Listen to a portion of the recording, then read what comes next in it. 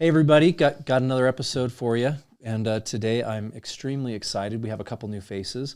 You know, Mike is, if you've been watching the podcast, you're gotten used to, Mike being on every week. He's traveling, representing the company in Florida. So I got a couple new faces and a few guests on here. I'm not new. Oh, that's right. Okay, come on, Brian. I'm like old school SNL. Veteran. He's a veteran at this point. All right. So we got Brian Smith, one of our VPs, over field distribution with a lot of field experience, Humana Market Point days, and a lot of experience. And we got with us special guest Shane Morris. Good to be here.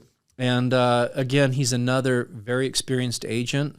So experienced at this point, that I forget how many years you've been doing this, Shane. Let's see, 12 years. 12 years. Okay.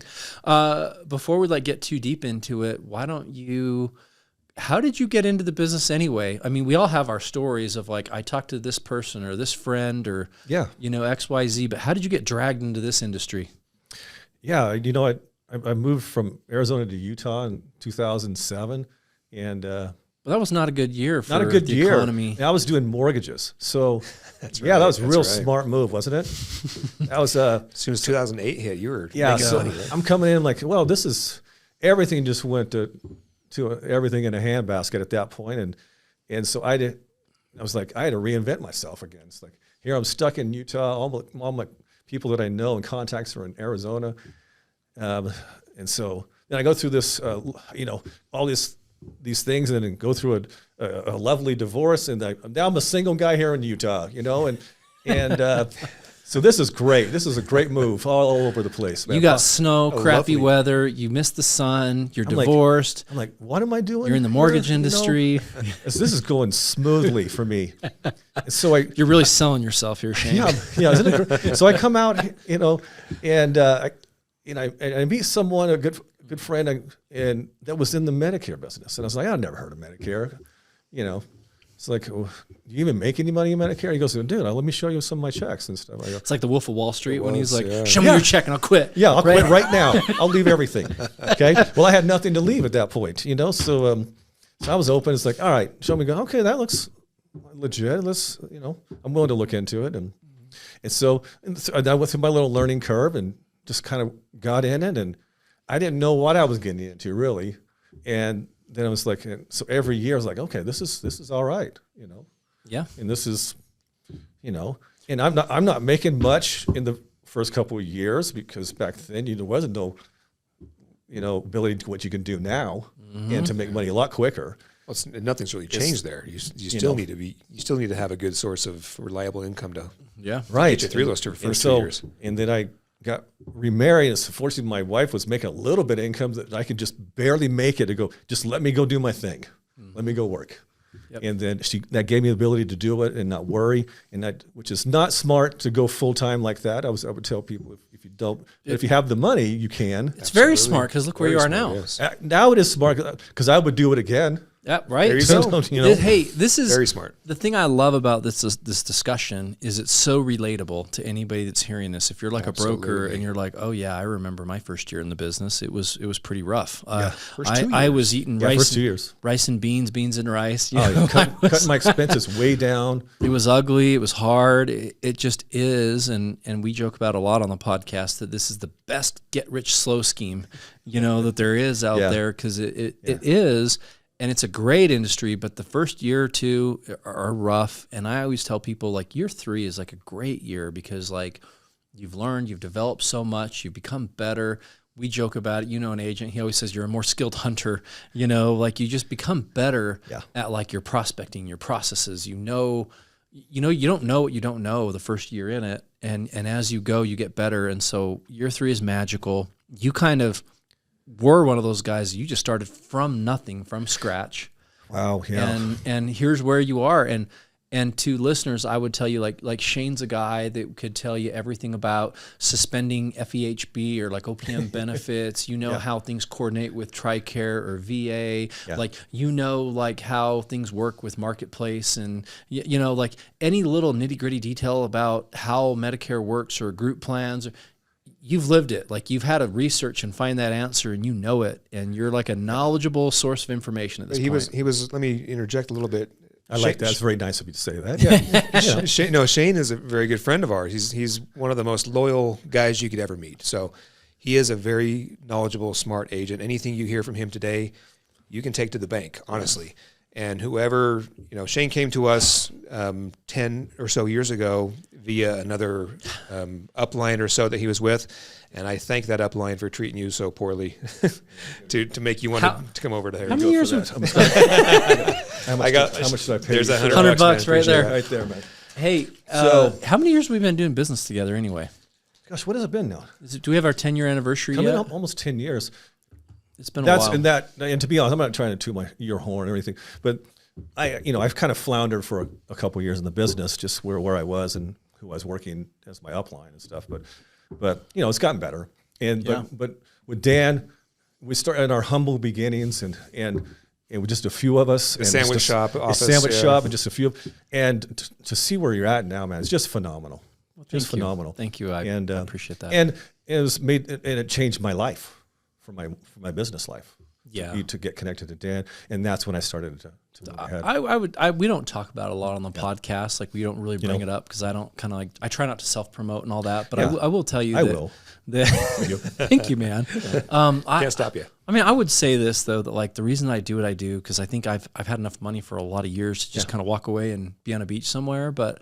I think I love seeing, like when I got into Medicare and started selling, I loved helping people where, like I've always done sales, but I loved helping people where that person couldn't afford to buy groceries and pay and get their prescriptions, and you were helping and making a difference.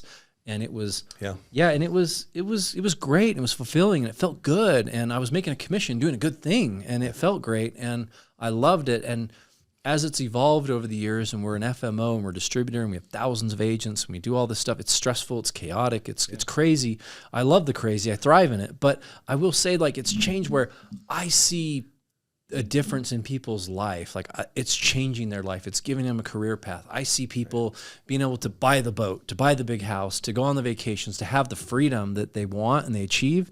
And for me, like that's motivating. That's what like keeps me in it. That's what keeps me wanting to do it. If that wasn't working, I'd be out and I'd be one of those guys like, selling and doing who knows what. So, well, a couple times I remember you saying like, I could go make twice as much money as I'm making right now, just do my own sales. But we have, just like you said, to your point, we've grown quite a bit over the past decade and we're not stopping, we're not slowing down.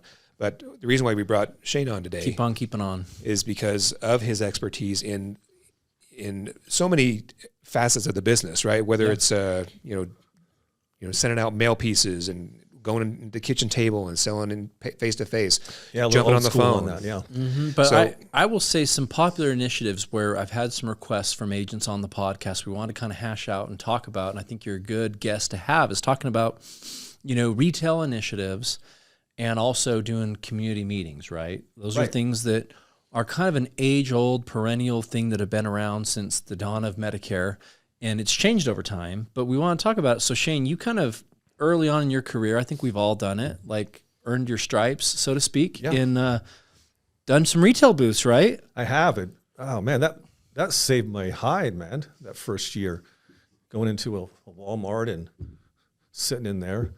And it was interesting though, because there were some successful people taking on different shifts, and there were people that weren't. Mm-hmm. So, and I started to follow and go, what are successful people doing, at these places? And I go, I want to be able to do whatever it takes. And I'd walk in there and I see people on their laptop or on something, and as 10 people walk by, I go, what the are you doing? It's funny you bring that up, Shane. I literally so I had to go to the bank. I don't know if that's the right thing to say. Yeah, but, I had to go to the bank the other day. The bank was in Walmart, so I run over to Walmart to do deposit, and sure as heck, I am walking past, and no, it's fine. I've sworn on the podcast before. It's they're gonna get the business. They're okay. Right? We're human, man. Okay. I walk by. There's a 3-foot table there with a crappy tablecloth, and they're buried in their phone looking at it, and they're literally like a boomer, speaker playing volume sound, like they're listening to something on their phone, like YouTube or Spotify or something, blasting music as I'm walking past. I was like, what the freak are they doing? terrible. I'm not even gonna go recruit that agent, because they were so bad, but that's the point you said. And I go, what are you doing? You're just hoping that somebody sees your sign and is going to walk up to you and be like, hey, I am getting Medicare. Will you sign me up on a plan? I'm ready to enroll. I mean, come on. It was. Yeah. And that happens once in a blue moon. Yeah. And so you can say, you mean you have to be proactive. Yeah. Right? Well, you have to be proactive. And I would say talking about retail. So if agents are listening to this and they're going hey, should I do retail? Should I work in a booth? Should I do it? I feel like there's a right way to do it and a wrong way to do it. And so I think we need to establish what are the bad things that agents are doing when they're doing retail, and what are the good, how should it be done to be effective? Well, let's get the 800-pound gorilla out of the room and just kind of talk about the Walmart initiative that has been in play for so many years. And then this past open enrollment, everything was turned on its head. Right. Well, I mean, let's be honest. So to address that, when I say retail, I'm talking Kroger's, we're talking Harris Teeter's, you're talking, Food Lion, you're talking 9 times out of 10, if you ask an agent about a retail, Walgreens, Walmart comes up. Yeah, Walmart's a big deal. But here's the deal also, we all know this, we've said it before on this podcast, that Walmart also has their own insurance brokerage. And I'll be candid, Walmart has so many square feet in each one of their buildings. Yeah. They have high overhead, and look, they're not stupid. They're really smart. I mean, they're in the top 25 Fortune 500 companies, and they're not idiots. For a reason. Yeah, and they want to maximize the revenue that they generate in their store, to the point that if you've seen a Walmart store, you started seeing over these last years less shelf space with overhead inventory, more services like pet grooming and banks and health. Yeah. If you're in Georgia or Texas or Florida, you're seeing, health clinics, and they're basically saying hey, we're getting traffic in and we're getting consumers come. We need to make profit off of those consumers. And if I can sell less goods and more services in the store, I'm going to do it. So they have their own brokerage, and there are states where they have a Walmart insurance brokerage where they're helping and literally directly competing against. And obviously you can see where that model is going to evolve and head to. At least I can see where that's going to go. But there was this perennial process of these Humana Walmart stores that used to be the opportunity was owned and managed by Humana for a lot of years. Yeah, it was. And they would obviously lock in X amount of stores throughout the country. There would be a big FMO bidding process. I mean, we had a rep, you don't have to name the name, but we had a point person at Humana that we would actually have to put in a bid. You would have first round and second round and third round, where we'd have to bid and say we're willing to pay $500 or $1,000 for that store. We want to lock it up and use it as ours, and we could bid on those stores, and then our agents could go in there and use those stores to make sales. Yeah. That all changed a lot, and you had Walmart saying, hey, we want to get more monetization. It was only a matter of time. It started at $500 a store, then it went to $750, and then 2 years ago it was $1,500 a store. Yeah. And that's all Walmart was getting. And then it got to this last year, we want rev sharing on applications sold, and I think it's just migrated over time to where now, you had Integrity and Walmart and all these other entities all in there trying to directly negotiate Walmart access for their own agents. And it got off the rails to where it's been a total mess over the last year. So that's hard, as far as doing retail. So I would say that what was that Walmart opportunity from 2 and 3 and 5 and 7 years ago has very drastically changed just in the last 18 months. A lot. Right. The reason I bring it up is because that has been the one-trick pony for quite a few FMOs out there. Well, and agents, right? That's it's just been their source of where they drive business from. But does it change at all? Shane, for you, would it change if they said, hey, we'll let you sit here and be in a booth, but 10 or 20% of the revenue from your sales is going to go to us? Well, it would change. I would hate to lose that, but from my experience, and even though I can stay busy and have done well for 12 years, I still look for those booth opportunities. Yep. Right. You look for them yourself. So because it's another income stream. Yeah. And you think, how can I make my time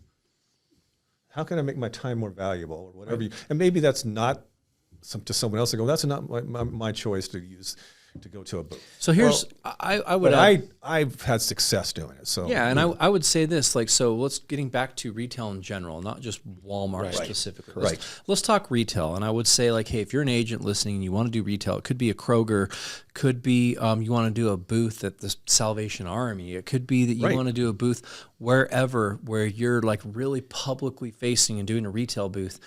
I think first and foremost, people need to know, like, you need to be approachable. You need to be a salesperson. Like, you need to have your phone away. You need to have your laptop put away. You need to be like looking at people coming by and be like greeting and welcoming and trying to initiate conversation and be engaging to them, not being distracted and too busy and unattentive and unavailable for them. You know, I'd go in and ask a guy when I come in, we do a shift, maybe 2 or 4 hours, you know, of a shift. And I come in and I go, how'd it go today? Well, I got a couple. I'm like, a couple people. And it was like, and I did the day before, and I got like 12. And I'm like, how do you get how in the world do you come and sit for 4 hours? And my brain just can't understand that. Of that, how do you sit in there for 4 hours and not be successful? Right. Hey, if I'm going to be there, then I'm going to bring my little candy bars. I'm going to push it to wherever the limits allow me to push it. Yeah, so I got my sugar-free candy for the diabetics. I've got my candy bar. I don't care what individual comes through that door. I want them coming to my table. So I would also tell you this, like, when I talk about the right way to do retail and the wrong way to do retail, like, I like initiatives like, Shane, you and I had a conversation offline. Yeah. I'm not going to share everything, but that's right. Thank goodness. I don't like when I have a retail opportunity that's beholden to somebody else, like meaning another carrier or another entity, because that opportunity can be removed at any given moment, right? Yeah. The way that the industry is changing and evolving so quickly, you don't want to be beholden to other people. I like the idea of setting up your own retail opportunity where you have more control over that relationship and when and how long you can be there. I like that idea. And well, that comes back to what I was saying about the one-trick pony for these mid to lower to even higher level FMOs that when they're talking about their value props to agents and trying to acquire and attract agents under their hierarchy, they used to just say, "Oh, we have a Walmart booth for you. That's what we can offer you." When I think that's going away as far as I'm concerned. I think it has its place, but I think it's going to be changing. It does, but one thing I can say about Agent Boost over the past few years is because I've seen it grow. We've never been here's the box company. We are outside that box all the time. We're always going, well, what else could we do? What's something else that's creative we could come up with? And I've loved that. When everybody was still going, nope, you got to meet at the kitchen table. You're going, no, maybe we should try this.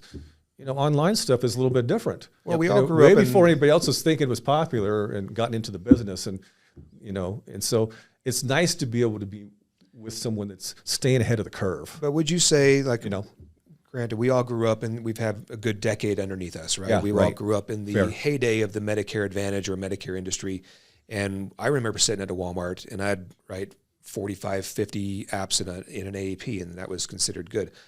Would you consider that as kind of the old way of doing things, or you don't get that many sales at retail booths now? Or I would jump in and say I think that agents do write on average somewhere from 30 to 50 apps working in a retail booth throughout an AEP. Because I did it this last year, but 2 years ago. But what I like about it and what I'm talking about retail booths is that, like, look, what I don't like about it is that it's passive, meaning that, like, if I'm going to go dedicate all this time to sit in a shift, I'm at the mercy of whatever traffic and buyers are there, and I can sit there and try to approach everybody and talk to them, but, like, my results are somewhat going to be limited because I'm not controlling it. And I like more, when we talk about agents, and I think what you were saying, Shane, is I like to have a more proactive approach where I can say, yeah, you could do 4 hours every day in this retail, all of AEP, and you're going to get 50 sales, but you could go create a different business plan, do different initiatives, and you have more control over it, and you can be proactive,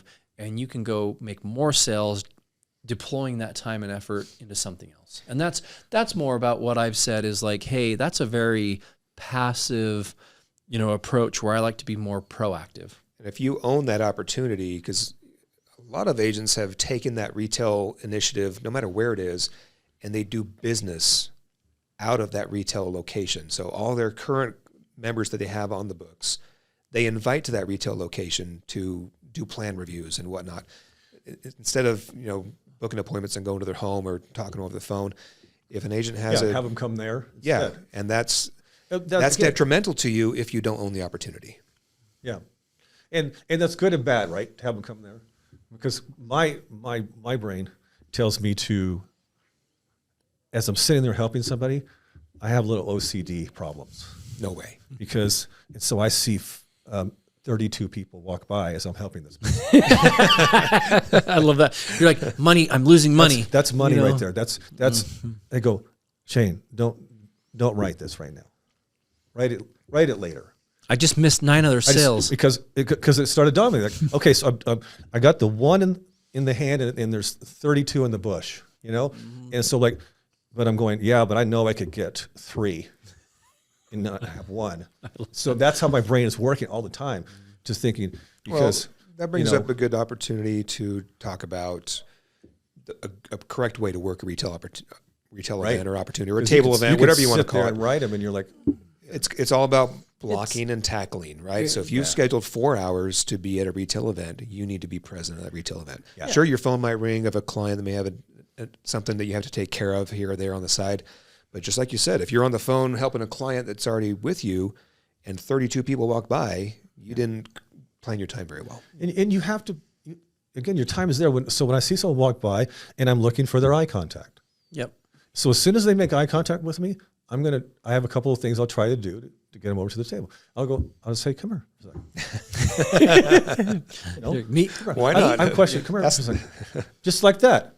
Am I out in front of the table and going after him? I'm not. Of course not. Yeah. You can't do that.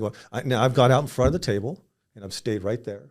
To the edge of the table. Edge of the table. Your compliance, you right. walk edge of the table. And so you haven't chased them down the aisle and tackled them? Yeah, the aisle. No, we don't want to do that now. Juggling your sugar-free Twix or whatever. And then, of course, working, make sure you're working with the pharmacy that's there too. And you're talking to the pharmacist and you're talking to the manager, create a relationship with the manager. And so all those things are important. Okay. And so yeah, I want to touch on that, Shane. We all as this group know how to do that. And the goal is for listeners, if you're going to be working retail, there's a right way to do it and a wrong way to do it. The wrong way is to sit there distracted. You're too busy. You can't be bothered because you're on your phone or something else. The right way to do it, be attentive, be available, make eye contact with people, make contacts. When you are making those contacts, you're basically saying like, hey, absolutely, I'm going to help you in the comfort of your home. Let me follow up with you. When I leave here, how about I come see you when I'm done? You quickly get their information. Because to your point, if you sit there for an hour and 20 minutes doing an enrollment, you lose all that traffic coming by while you're doing it. Yeah. The other thing that Shane mentioned, and I'm going to kind of explain more, is that if I'm working that shift, I go around and I meet every freaking person that works in that building as much as I can. Oh, yeah. I go introduce myself to the pharmacist that's there, the vision center, any other businesses within the Walmart or anything else. I make friends with the cashiers even. And I go, hey, like Sally, whatever, here, I want to introduce myself. I'm going to be around. I'm over here at this table. Hey, if you're ever bored in your shift, come see me. I want to build that rapport and friendship with them so that when they're checking somebody out, my goal is that they're like, hey, have you visited Shane or Dan over at our table right there? Oh, he's great. He helps people with Do you have Medicare? Because I can't go just approach people and tackle them and go sell them Medicare, but I can make those cashiers my friends and say like, hey, if you see somebody that looks like they might be a little bit older and qualifies for Medicare, send them my way. Perfect way to say it. And I do that, and I would do that. I've been out of pocket a few years of selling, but I would do that. There's a success story, and the agent I'm talking about. He's 76 years old, and he's been a good buddy of ours for years, and he came to me last year, or 2 years ago. He's like, hey, I think I'm just done with this business, and I convinced him to try a Walmart opportunity because he's like, I just don't have it in me to go out to to people's homes anymore and spend that time and work till 7, 8 p.m. at night during AEP. Yeah. I'm like, have you ever tried retail before? And he said, no. So I said, let's put you in this store for this AEP, couple shifts a week. That's exactly what he did. he went to everybody in the store and he sold maybe, 35, 40 deals max at that store. Great. But 50% of those sales were actually employees. Mm-hmm. Yeah. I've done several employees. Mm-hmm. But you're right. But you don't just go up to them the first time. Hey, are you Medicare age? Yeah. And you want to? No, you talk to them for a little bit. I go, hey, come by anytime you want and grab some candy. Whatever you want. Right. I talk with them, and then after you're there for a week or two or whatever, then you bring up. You get a month down the road, they finally trust you. Yeah. You're like a face they recognize. And they go, okay, I see this guy coming in a couple of times now. He looks like he's going to stick around. And so now you got to do it the way your personality is, right? Yeah. So I'm a little more, I don't mind getting out there. Well, someone else is maybe a little more not like that. Yeah. But I would also say that, like, but you still got to, you can still be proactive. You don't have to do this, or throw candy at them, get over here, but I'm going to do things that fit my personality. So if that's you, then you do that. But I think there are people who thrive in that have an outgoing personality, who are great and very well suited to do retail, and there's others who are not. So to kind of end on retail, because I want to talk about one other initiative too, is like, Shane, what would you, if you had a brand new agent who was like, I just got my license and I'm going to do a retail booth, whether it be a Kroger or Food Lion or what could be anywhere. Yeah. And they're like, I'm thinking about doing a booth, Shane. What would you tell that new agent that knows nothing? What kind of advice would you give them? Oh, I said, if you're going to do it while you're there, then just make sure that every person that walks through that door is a potential client. Just take that attitude, and that not only do you want to talk to them, they truly need to talk to you. And it's a disservice for them to walk by and not talk to you. Yeah, and I would say my advice to add, and I'll ask Brian too, to just kind of add to that, like when agents ask me, I say, hey, well, I would do retail if you don't have any other plan. Like, meaning that if and this happens every year where agents, they hit us up, it's September 27th, and they're like, hey, you know what? I just got that AHIP done. I got my certifications done. Now I'm ready for you to just give me lots of opportunities. And you're like, those were all handed out in summertime when like AHIP came out. You're like 2 and 3 months late to the game. Yeah. When those agents kind of land on our doorstep, so to speak, and they're like, I have absolutely no business plan on where I'm going to generate leads or sales from, then I say, like, okay, well, if you have no plan, then you might as well sit in a retail booth and you're going to at least write something. But my advice is also that you can have a better strategy, be proactive, and come up with a much better plan to use that time and effort, and you can probably sell double or triple what you would in a retail booth. That's my advice that I give people. And so when you asked me that, I thought more of as a brand new person, and I didn't really plan a whole lot. And so that would be great. So you're right. You need to have a plan way before that's already set up where you don't really have to do retail. Mm-hmm.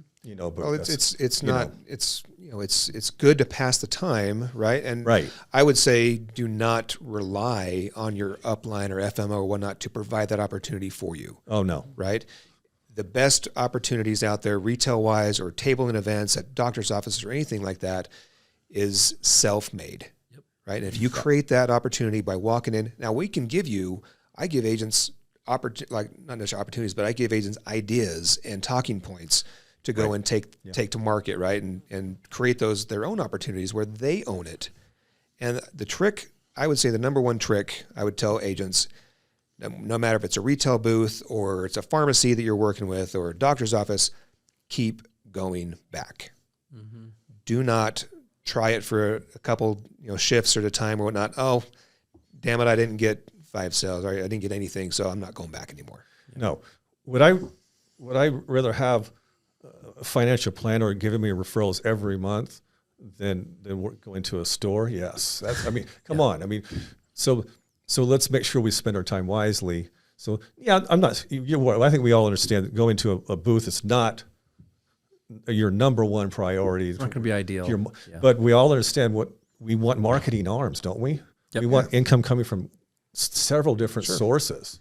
So we want it to come from this or come from that. And then if you can add that to your arsenal, too, great. Shane, it seems like you've learned my training on immediate opportunities, short-term opportunities, and long-term opportunities. Seems like I listened a little bit. It seems like you learned something I from can that. guarantee that you probably have, sales in the hopper or a good list of people that you're following up with that you met at a retail event, right? That you didn't have the opportunity to sell at that time. Oh, there's no doubt. You're always calendaring out, and people go, I'll be turning 65 8 months from now, or whatever, or I'm retiring in a year, So those things, and eventually that year comes, right?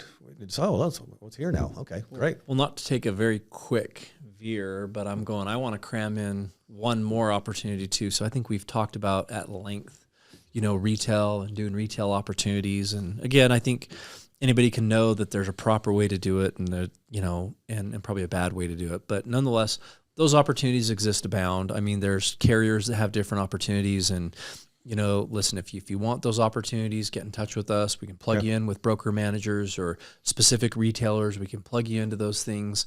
I think there's a place for them, but it's just not the right opportunity for every agent. The other one we want to talk to was talking about community meetings. At least that's what most of the carriers call them, community meetings. Right. I call them enrollment meetings, and I've always called them enrollment meetings. So carriers will always say like, hey, and it doesn't matter if it's United or Humana or whoever, hey, we're going to send out marketing to the community at large. Yeah. We want to drive traffic to, we joke, the Piggly Wiggly, the Golden Corral, the Village Inn, wherever it may be. We're going to drive some people there. What's that one in Brigham City? Come on. We're going to drive traffic to a restaurant or a coffee shop or something like that, and we're going to get a presenter up there who's going to give the pitch and close the deals, right? Those community meetings. From my perspective, I would always say, like, thanks for coming to my enrollment meeting, because I was like saying, like, messaging to them, like, you're signing up, like, you're here because you're enrolling. And if not, you're just a plate licker, and that's okay. You can be a plate licker. I'll buy your $13 pie. Just have your pie and get out of here. But there's a good way and a bad way to do it. So, Shane, you've done, how many community meetings have you done, man? Oh, sales meetings, enrollment meetings. I have to count so many. I feel like I've done hundreds of them. Hundreds. Yeah, Hundreds, absolutely. It's been a great experience, 78.7% of the time, Okay.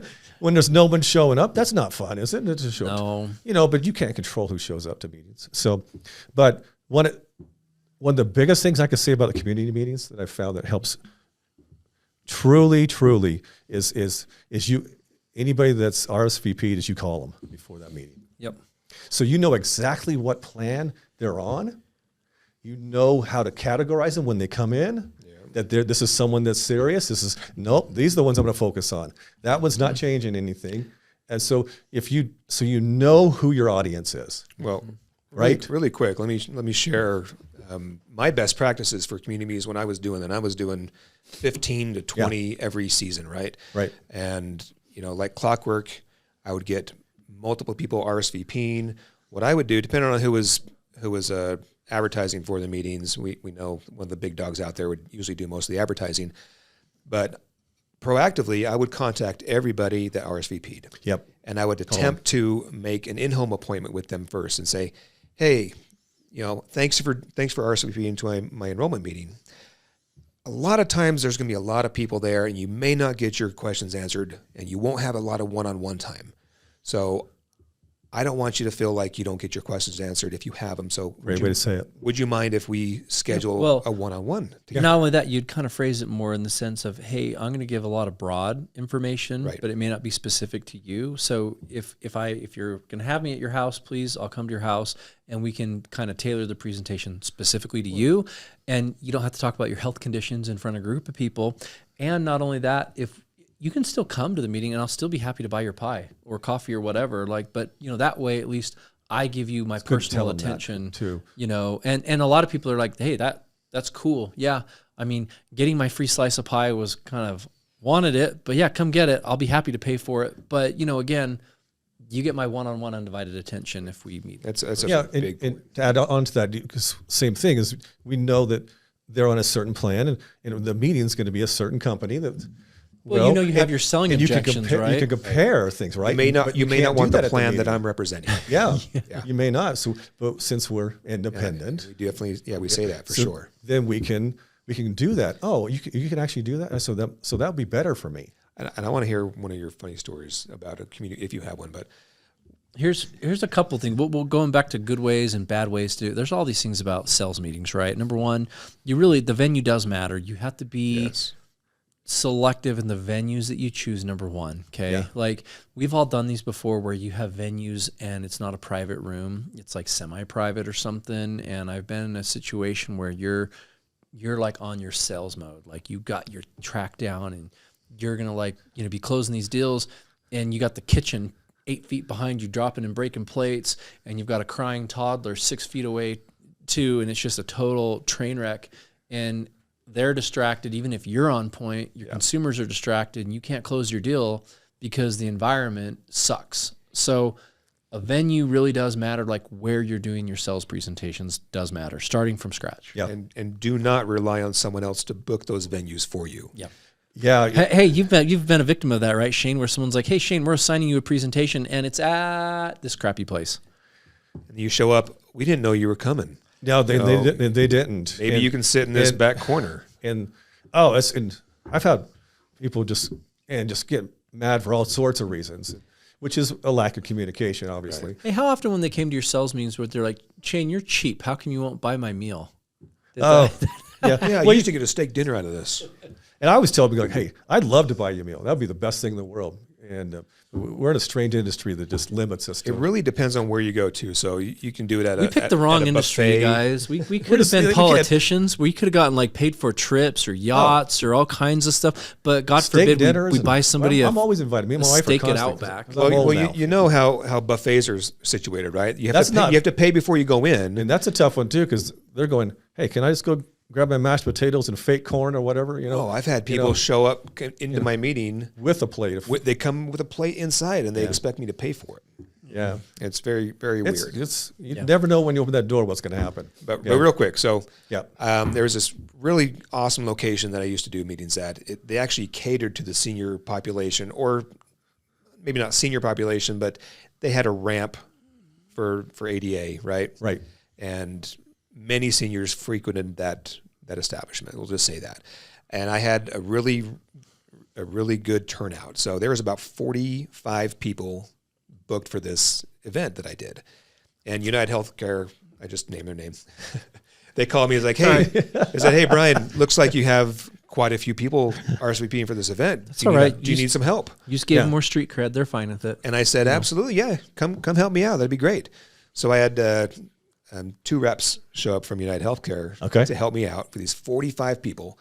And I had been in the business for long enough. I knew what to do. I started out, this is my enrollment meeting, blah, blah, blah. But I said, "Who already has this specific plan we're talking about?" And half the room raised their hand. I'm like, "Oh, fantastic. You're going to go with our United Healthcare reps in the back. They're going to take you to this back room, and they'll just tell you the differences of the plan for next year. I will show you the plan, the people that don't have it, and you'll still get your cake and whatnot." Oh, that's so smart. And so I separated the room just like that. You didn't want them squatting in on your deals? Well, they wouldn't have anyway, but I didn't want to have to cater to 25 people who already had the plan, right? Well, I wasn't going to sign them up. Yeah, there's always something like that. So best practices, Shane, talk about, you've done them a lot. I have like my list of all the things that I did that were very unique. And back in the day, like I've been training agents for, a lot of years, getting old apparently, but sound like a boomer. But I've been training a lot of agents to do these meetings, and I would have like 20 different things on how you should do a meeting to make them be effective. How do you do those meetings, Shane? How do you make them effective? I think you have to realize, okay, what's going to distract? What do you have out? Because as soon as you put things on the table, they're going to want to read whatever's there, right? Mm-hmm. So what do you put on the table? And that's always the question. So, you know what I would have put on the table? Yeah, tell me. You learned this from me. I used to train. In fact, I did a mock training, and I would actually invite brokers to a restaurant, and I would set it up as a community meeting. Do you remember that? Yep. And I would train people on, this is how you want your room set up.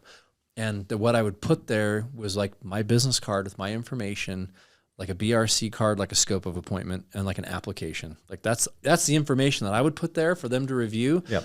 Because all those roads lead to an enrollment. Either my business card, the BRC, the scope, or the app. That's it. But I wouldn't put like the provider directory. I would not put the enrollment kit there that has like the formulary, all the stuff, because to your point, I want to get up in front of the presentation. I want to be the presenter, that I got eyes on me, that I'm doing my pitch. And if I'm doing that and they're fumbling through the book, they're not listening to anything. No. So they're not. And so, yeah, and you can tell, and I'm, like I said, this is an enrollment meeting, right? So I'm going, see, as you can see, there's an enrollment on your desk, right in front of you in that BRC. And you know, if you want, while I'm talking, if you want to fill out any of that, feel free to do that right now. I would keep my enrollment books in a separate table stacked over there, and people would even come over to try to grab them. And I'd be like, oh, don't worry, I'll pass those out in a few minutes. You'll get one. That's right. Like, sit down. I'll get it to you in a minute. You're not taking one of those. You know, and I would literally control everything, even to the point, like, I would go tell the server how I want my meeting flow to go beforehand. That's key. I would get there early to the restaurant. I would make sure everything's set up. And for people listening, it's a compliance thing. You have to arrive 30 minutes prior. Yes. I would try to arrive like an hour before, because if you know anything about seniors, if it's a 2:00 meeting, they're going to be early. They're idling in the parking lot at 1:40 p.m. Yes, and they're early, ready to go in. They're retired. They got time. I got to be like ready to close and sell and close by the time those first people start walking in. So like, I'm there way before, talking to the restaurant, making sure my space is good, making sure the environment is good, and I'm making sure that if there are issues, because sometimes, I mean, it's restaurant people, it's the hostess booking stuff. Sometimes somebody's in your room and I got to like kick them out of the private room. I got to do all that stuff. And then make sure electronics is set up properly. And I got to go talk to who's going to be my server. And I got to talk to him and be like, hey, here's what's going on. I'm doing a sales presentation. Like, I'm only allowed to do drinks and a dessert. So why don't you come around first, get their drink orders, take care of them for that, and also collect their dessert order. But I don't want you bringing out their dessert until I flag you or tell you to.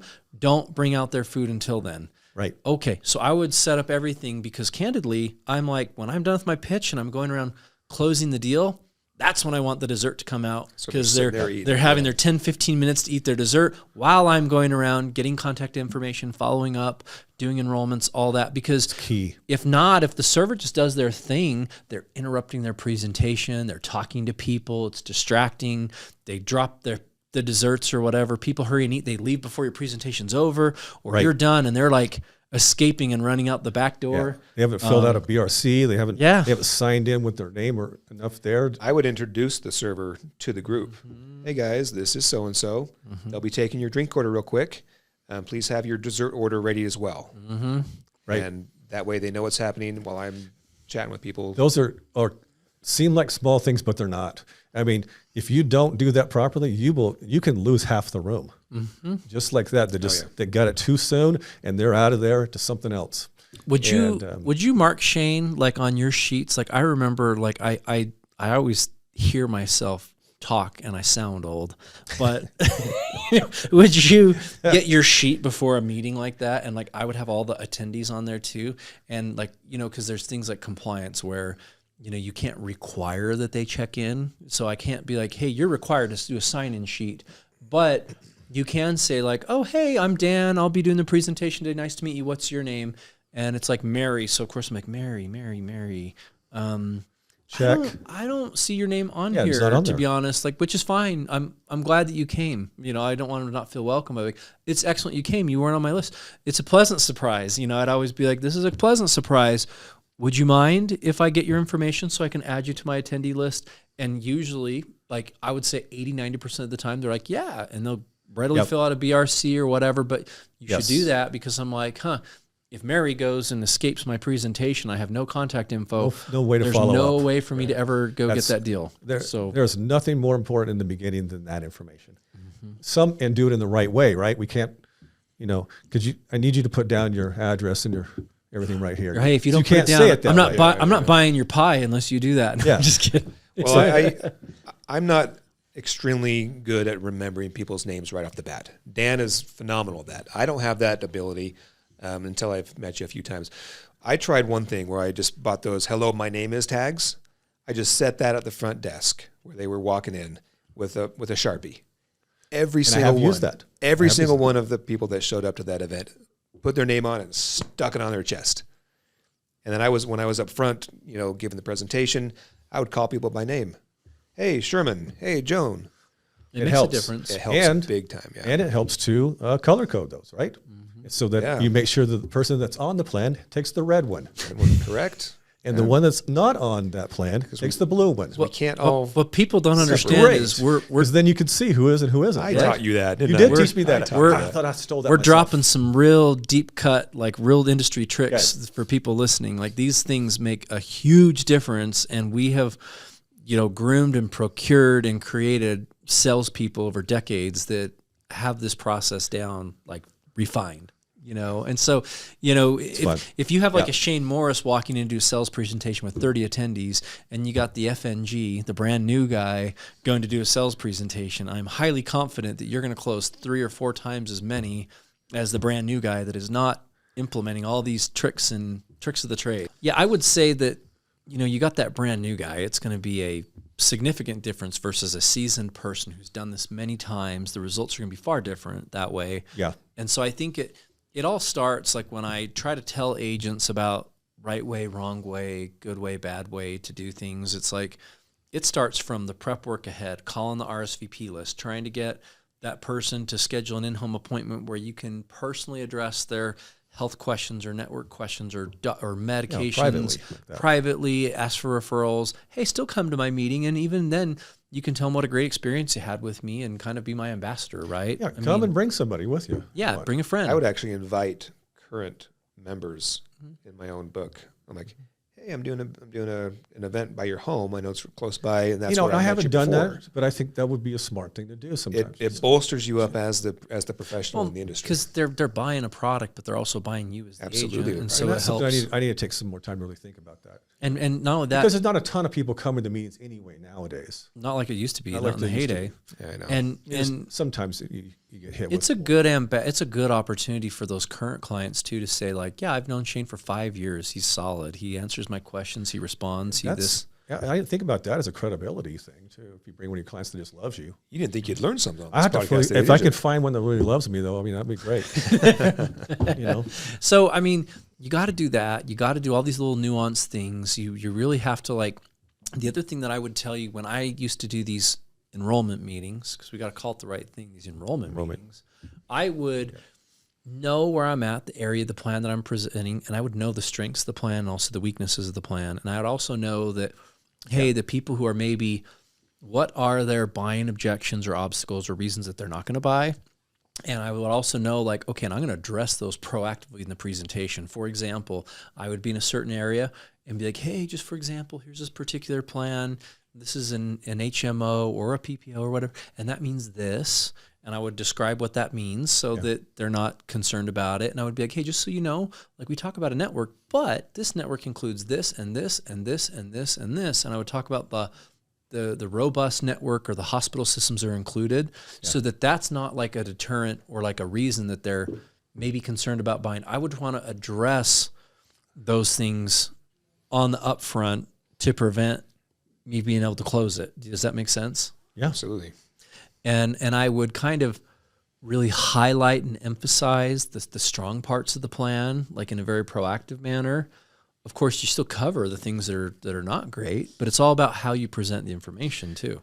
If you want to dive even a little deeper in that, just from a presentation wise, when you know what plans they're on, then you emphasize the plan that they could go to, right? Vocally in the presentation. So they're on this plan, but I'm going to emphasize these 2 plans that they're not on, that they go, oh, maybe that might be better for me. Yeah, like, and Shane would just be like, probably a remark to the tune of like, hey, I've had conversations with a few of you, which was great, and I kind of know where you're at. And one thing that we discussed that's important is this particular plan has this lower copay or has access to this particular hospital or facility. And I think that's a great addition for those of you who are concerned about X, Y, or Z. And you can kind of, and at least those people are like, yeah, that's hitting home. I mean, you're kind of teeing them up for. Because you had that conversation 2 days ago about that I need more dental. Right. And, or whatever it is. We always go back to the always be closing thing, right? Yeah. Always be closing, especially in these environments. It's true. I would, even if no one ever said this, I would always say, a few of you have already asked me how you can enroll in this today. I taught you that. You did. Don't worry. We'll get there. This is I need to use meeting. that. I haven't used that one yet. Dang it. I would say for somebody tell me me, that sooner? at least 3 times into the presentation, getting them ready for close. So at the beginning of the presentation, call it an enrollment meeting. We appreciate you all have interest in, potentially enrolling in this plan. Thanks for coming to the enrollment meeting. Because I'm teeing up the expectation that, like, hey, at the end of this meeting, you're enrolling in this plan, right? Right. And then also throughout the presentation, I would be saying that, again, saying, hey, and don't worry about it. At the end of the presentation, we'll make sure that I spend time with each one of you, answer your questions so that you can, have time to enroll in the plan. And I would kind of pause at one point in the presentation to say that before I got to the end where I was like, okay, now we've gone through the plan. Go ahead and get out your booklets on page 52. This is the application. You can go ahead and start filling those out now as I come around and talk to you individually and start answering all your specific questions. And I would kind of start, and they would get out the book and start like going there and picking up pens, and they're starting to fill it out. Yeah. And I would kind of lead them into doing that enrollment. It's very assumptive, that assumptive close. Yeah, it is. It's like I use all those assumptive things are great to say. Just like, and I just go, hey, you know what, guys, I look forward to working with you. It's gonna be fun. As your agent. Absolutely. So they know again. Oh, you're my agent. Okay. So are you just a presenter? I also think that's important. Make sure you're clear on that. You do that too, Shane, very well, and I know this is that when you're doing that presentation, you're building value in yourself because you want to represent to them, hey, there's value in not just this product that I'm selling you, because if the whole transaction is based on this insurance product, the moment that insurance product changes, you have no value. So I think it's important in the presentation that you're establishing the value that you as the broker or the agent is doing and some of the services that you do for your clients and how you help them and how you will continue to help them. I think that's also very important to build into that presentation so that, again, it's not like, that was just the guy that signed me up for that one plan. It's like you need to have that moment to be the guy, their insurance representative, that's that trusted source, not just the guy that signed them up for a plan. Yeah. And I do. I'll throw things out like, hey, some of you might not talk with your agent for a while. I look forward to having you call me and test me out and see how I do. There you go. And you'll be able to, and you'll know that you'll see the difference. And I can attest to the fact that people you enroll in these meetings face to face are just as likely to stick with you for years to come as if you enrolled them at the kitchen table. Yeah. They would. If you do it the right way, I agree with that. And I would also say that, like, just for people listening, I feel like if you go back 5 and 7 and 10 years ago, these enrollment meetings were highly, highly, highly effective. I mean, I had meetings where, we had 30, 40, 50 people in the room. Yeah. It was gangbusters back in the heyday. But I will say that the consumer has really changed and their buying preference is very different, especially post-COVID. Look, a lot of people, we joke about it. They want to buy insurance from somebody eating Cheetos in their underwear. They do. That's their buying preference, and they don't want to get out and about and go do that. So it has changed, and I would say that each year, as a national trend, we see less and less people showing up to these enrollment meetings. That's true. And so I would say that be conscientious. Some of you listening are going, what are you talking about? There are specific markets throughout the country that it's still a great opportunity to do these enrollment meetings, but more often than not, I would say it's almost like a 70-30. 30% of markets, it's a great opportunity. Continue to do it. It works. It makes sense. But I say 70% of these markets, it's such a declining opportunity that the return, the yield from it has been significantly less over these last few years that it's almost like, man, boy, I get so many questions from brokers like, should I keep doing this? Should I keep spending the time and getting there 30 minutes early? And if nobody shows, staying for another 30 minutes after, and I'm wasting money paying for reservation fees and I'm buying, is it even worth it? Like, it really depends on the market that you're in. Yeah. Which again goes all the way back to the beginning, what you were saying, your venue matters. Mm-hmm. Make sure your venue is accessible. I've gone to venues where there's no parking and they got to cross the street to get to the venue. And I'm like, what person is going to want to do that in a wheelchair, or just trying to use a walker or something. Yeah. And so you just go, make sure that your place you have a good venue that's easily accessible to people to come to. Yeah. And So again, there's so many facets of it that need to be, that can be done, but that can all be learned really quickly. We could sit here and talk for another hour on experiences and stuff. Yeah. To finalize and to that point, we love the business so much that I swear I could sit in this room for hours just talking about it. And I listen to like the Joe Rogan podcast. Sometimes you're like, man, those things are 2 hours plus, because you just get into it and we geek out and we talk about it. And I could do the same about all these different initiatives. And we're going to continue to bring on guests to talk about specific marketing initiatives and provide a little more context and color. But to kind of wrap, like, Shane, what advice would you give? Same thing. If, hey, Shane, community meetings or enrollment meetings with this agent or with, this carrier or that carrier, what kind of advice would you give them? Yeah, I would say every time you want to go into an AEP or any time of the year, you want to have, several, marketing arms under your belt. And so because I've gone in with 1 or 2 and all of a sudden that one just collapsed at AEP and I'm like scrambling, in a pre-AEP, and I'm like, what am I going to do? And it's like, talking about stress and, but so have things prepared ahead of time, have several arms, add these things we've talked about to your repertoire and to go out and do. And, but, I've always prided myself on the stupid guy that just went straight into this business without working anywhere else first and just said, I'm going to go and do this Medicare from day one.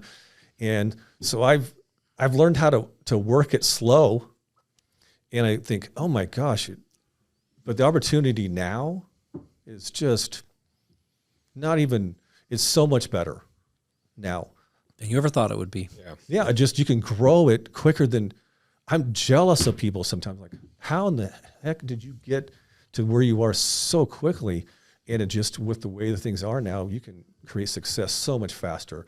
And, with me driving 2.5 hours to an appointment, that was 5 hours of driving, not being successful. Right. So not very smart, but it was the only way we could do it. So I throw away old stuff too, because that's not smart. Yeah, if you're not learning and progressing, you're not. You got to be progressing. Yeah. And so, so anybody that's brand new, you do whatever you can do to ask what opportunities, ask people who are successful what they're doing, to just make sure that you've got, at least 3 different areas that you're marketing towards, that you're planning on, that are ready to go before October 1st. So don't live and die by retail. Don't live and die by those are extra. Meetings. That's just gravy. Extra. And community meetings have their place, but they also have their time. You can't really do sales enrollment meetings. Don't count on them throughout the year, right? You cannot count on those. So I would say, yes, community meetings can work in certain locations. And if you do them, do it right. Ask for tips and tricks, different nuances, how to do them. And if you're doing a retail space or grassroots marketing of any kind, table and event, keep going back. My last takeaway before we kind of wrap, because I think, I don't know, maybe our camera's going to burn out, the batteries, who knows, but because we're getting long. But hey, I would say the last thing is, don't just depend on the carrier to get butts in seats. That would be the last thing that I would say as like advice, is if you're going to do these and commit to doing these, I would always get my own marketing, my own advertisement. I would always go around to the senior centers nearby in the surrounding zip code. I would go to the local grocery store and pin it up on the board. I would go to senior living facilities. I would go to all these local areas where I knew people on Medicare were, and I would do my own promoting and advertising. Because, if I was going to, lock up that valuable time of mine to go make sales, I need to make sure people are there. And it was always like, hey, if the carrier is going to get 10 people there, that's great. I'll take it. But I want to get 15 or 20 people there or more. So I would go spend my own time and make sure to drive people there as well. And that's candidly the partnership that carriers are looking for in that relationship as well. So that would just be like my last kind of takeaway and add for people listening about those enrollment meetings. Yeah. So I would say, I want to add, but just if you have a 1099 as your income, then you own your business. Okay. And you are in charge of what you do. And so the only time you should ever be asking for help from your upline, is if you have that 2-letter W-2. Jeez. Right? Yeah. Shane, you're awesome.